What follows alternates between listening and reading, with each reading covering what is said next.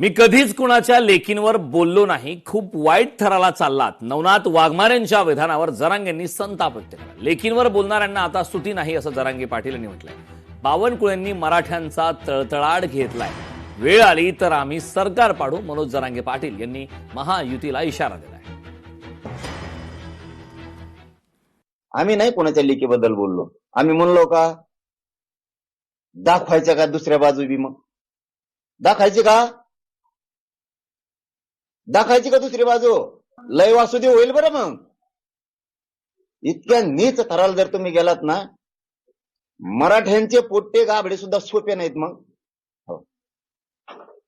तुम्ही आता लय वाईट थराला गेलात. आम्हाला त्याच्यापेक्षाही वाईट थराला जाता येत. सुरुवात तुम्ही केली ना, आता मराठी सुद्धा त्याच भाषेत तुम्हाला बोलणार. वेळ आली तर मराठी आम्ही सरकार पाडिणार. जर 58 लाख नोंदीतले एक बी नोंदी कमी केल्या तर. मी हे खूप तळतळाटीने सांगतो. एकतर बावनकुळेंनी इतका तळतळाट घेतलाय मराठ्यांचा शिरसाट्याने, त्यांनी गोरगरिबाचं वाटोळ करून. त्याच्यात ते घुमरे बी याचिका करायला लावितो, कुठं नाटकं करायला लावितो. नवनाथ वाघमारेंना महाराष्ट्रातून हद्दपार करा. मराठा समन्वयक गंगाधर काळकोटेंनी आता या संदर्भात तीव्र प्रतिक्रिया दिली. नवनाथ वाघमारेंच्या वक्तव्याचा निषेध करण्यात आला असं काळकोटेंनी. नवन्या चिलटमारे याने मराठा समाजाच्या मुलीबद्दल अतिशय अश्लाघ्य टीका केली, अतिशय हीन दर्जाचं वक्तव्य केलंय.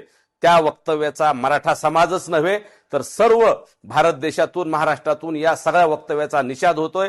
आम्ही सुद्धा सगळं या वक्तव्याचा जाहीर निषेध करतो. या महाराष्ट्रात छत्रपती शिवाजी महाराजांनी महिलांच्या बाबतीत कसं वागावं, कसं बोलावं याचं एक आदर्श उदाहरण घालून दिलंय. आणि याच महाराष्ट्रात नवन्यासारख्या अवलादी शिवाजी महाराजांच्या आणि महापुरुषांच्या विचाराला तिलांजली देत असतील तर या महाराष्ट्रात अशा अवलादींना हद्दपार त्यांना महाराष्ट्रातून केलं पाहिजे, ही आमची सरकारकडे मागणी आहे. आरक्षणासाठी संविधान बदलण्याची गरज नाही असं रामदास आठवले यांनी म्हटलंय. एससी, एसटी आणि ओबीसींना आरक्षण मिळत आहे.